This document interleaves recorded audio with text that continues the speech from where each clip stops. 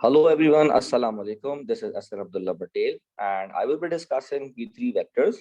आगे बढ़ते हैं जहां से हमने लास्ट क्लास में छोड़ा था, उसी से आगे बढ़ते हैं। जैसा कि आपको ओ लेवल से याद है कि जब हम लेट से हमारे पास ये एक ए पॉइंट है और ये एक बी पॉइंट है, अगर मैं ए से बी पे वेक्टर बनाऊं तो ये कहलाता है वेक्टर ए बी।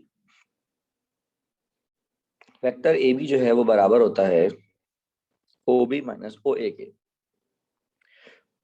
तो बेसिकली वेक्टर सब्ट्रैक्शन होती है। ए से बी पे जाने के लिए हम करते हैं ओ बी माइनस ओ ए। एक जनरल रूल समझ लें इसको। कहाँ से आया ये? लेट से अगर ये पी है, ये क्यू है, तो अगर मैं पी से क्यू पे जाऊं, एन में आर जाऊं, तो आर यहाँ पर बराबर होगा पी प्लस क्यू के, क्योंकि ये वेक्टर एडिशन रूल है। तो ऐसा क्यों होता है? जो रिजल्टेंट होता है हमारे पास, उसके टेल पे टेल आता है और हेड पे हेड आता है, तो इसीलिए ये एडिशन रूल से कहलाता है। अगर यहाँ पर ये पी है, ये क्यू है और हमें रिजल्टेंट निकालना है जो कि यहाँ पर है आर, तो लेट्स से अगर मेरे पास पी और क्यू है, मुझे आर निकालना है, तो अब आर के टेल पे भी हेड आ रहा है और आर के हेड पे भी हेड आ रहा है, तो ये एडिशन का केस नहीं होता बल्कि सब्ट्रैक्शन का केस होता है। तो ये एडिशन का केस नहीं होता, ये सब्ट्रैक्शन का केस होता है।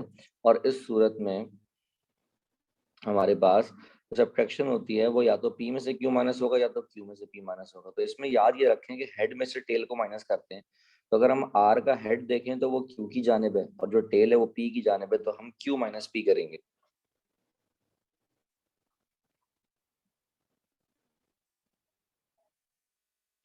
तो सब्ट्रैक्शन की पहचान ये होती है कि हेड पे भी हेड आ रहा है और टेल पे भी हेड आ रहा है, तो ये सब्ट्रैक्शन की पहचान होती है। तो बस इतना याद रखें कि ए से बी जाने के लिए ये बराबर होता है O B minus O A.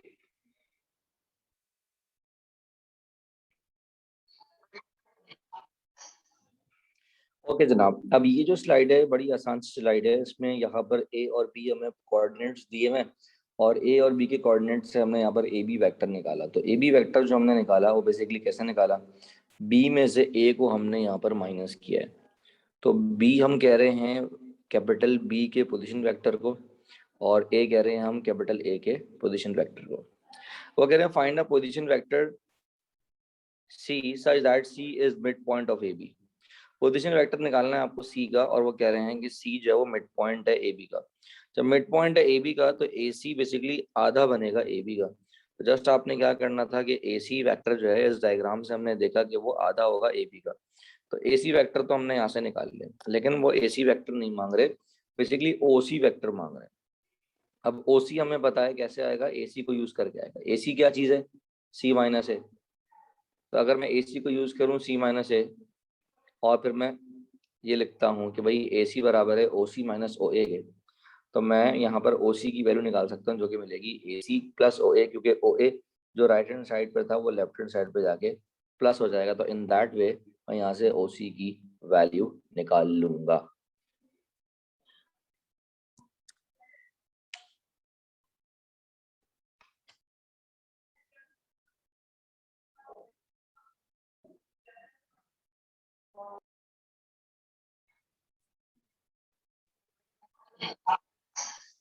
Okay, so look at this question. What are they doing in this? What are they asking in this question? They are asking कि भाई हमारे पास 3 पॉइंट्स हैं A, B एंड C। वो कह रहे हैं कि show करना है कि बी ए और ए सी की जो डायरेक्शन है वो सेम है। ऑब्वियसली बात है, डायरेक्शन निकालने के लिए बी ए के लिए हमें ओ ए माइनस ओ बी करना पड़ेगा और ए सी के लिए हमें ओ सी माइनस ओ ए करना पड़ेगा। फिर वो कह रहे हैं शो करो कि ये एक ही लाइन पर है। तो बी ए निकलेगा ए माइनस बी, जिसको हम ओ ए माइनस ओ बी कहते हैं। सब्ट्रैक्शन करेंगे तो हमारे पास यहाँ पर एक वेक्टर आ जाएगा बी ए। अब ए सी निकालना है, तो ए सी के लिए ओ सी माइनस ओ ए करें या सी माइनस ए करें, बात की है। Small see basically position vector represent कर रहा है और स्मॉल ए भी। जब हमने यहाँ सब्ट्रैक्शन का दोनों वेक्टर आ गए, तो जब हम दोनों वेक्टर को डिवाइड करेंगे तो हमारे पास पूरे पूरे कंपोनेंट्स डिवाइड हो जाएंगे। ऐसा नहीं है कि डिवीजन सेम नहीं आएगी। अब आप 1 को 2 से डिवाइड करें, 4 को 8 से डिवाइड करें, -4 को 8 से डिवाइड करें, तो ये सारा रेशो सेम आएगा। तो जब तमाम तर रेशो सेम आएंगे तो इससे ये बात कंफर्म होती है कि दोनों जो वेक्टर हैं वो सेम डायरेक्शन में है। जब हमारे पास दोनों वेक्टर्स के कंपोनेंट्स पूरे पूरे कैंसिल आउट हो जाते हैं तो इट मीन्स कि हमारे पास जो वेक्टर्स हैं वो सेम डायरेक्शन में। अब सेम डायरेक्शन और पैरेलल दो अलग बातें हैं। देखिए, सेम डायरेक्शन का मतलब पैरेलल हो सकते हैं, लेकिन सेम डायरेक्शन का मतलब है ऐसा भी तो हो सकता है कि वो एक ही लाइन पर है। तो बी से सी और ए से सी ये पैरेलल नहीं हो सकते क्योंकि सी इसमें कॉमन पॉइंट है। इनकी डायरेक्शन सेम हो सकती है, तो इनको हम को इंसिडेंट वेक्टर्स कह सकते हैं, या फिर हम ऐसे कह सकते हैं कि ये एक ही वेक्टर है जो कि उसके डिफरेंट पॉइंट्स की बात, जिसको हम कोलिनियर पॉइंट्स भी कह सकते हैं। तो बी से ए आपने देखा और फिर ए से सी देखा, तो यहाँ पर हम देख सकते हैं कि समवॉट हमने दिखाने की कोशिश की कि बी से सी और बी से ए से सी जो रेशो है वो 1:2 का रेशो है। तो इससे हमेशा हमें कंफर्म होगा कि जब भी दो वेक्टर्स पैरेलल होंगे या सेम डायरेक्शन में होंगे तो उनका जो रेशो है वो कांस्टेंट आएगा तमाम तर कंपोनेंट्स का, आई के साथ, जे के साथ और के साथ जो रेशो है वो कांस्टेंट रहेगा।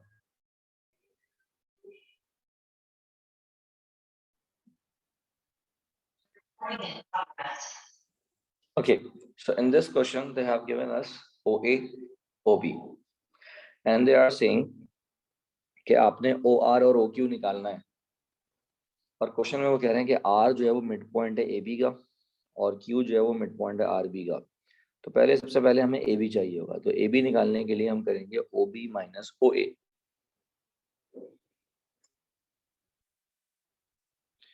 OB माइनस OA लिखें या स्मॉल b माइनस a लिखें, बात एक ही होती है।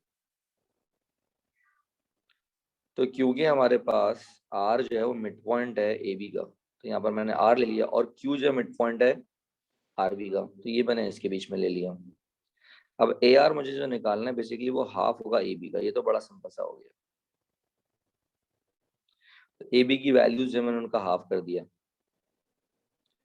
अब AQ जो है वो बेसिकली 3/4 है। 3/4 क्यों है? क्योंकि R से Q तक हाफ का हाफ है, लेकिन जब मैं A से Q पे जाऊंगा तो A से Q जो है वो बेसिकली A से R तक हाफ था और R से Q तक 1/4 था, तो मिलाकर 3/4 हो जाएगा।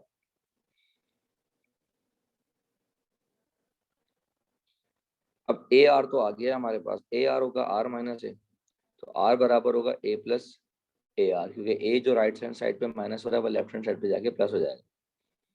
इसी तरीके से AQ को यूज करूंगा जो कि होगा Q माइनस A, तो Q निकालना है। Q स्मॉल Q क्या है भाई? OQ है। स्मॉल R क्या है? OR है।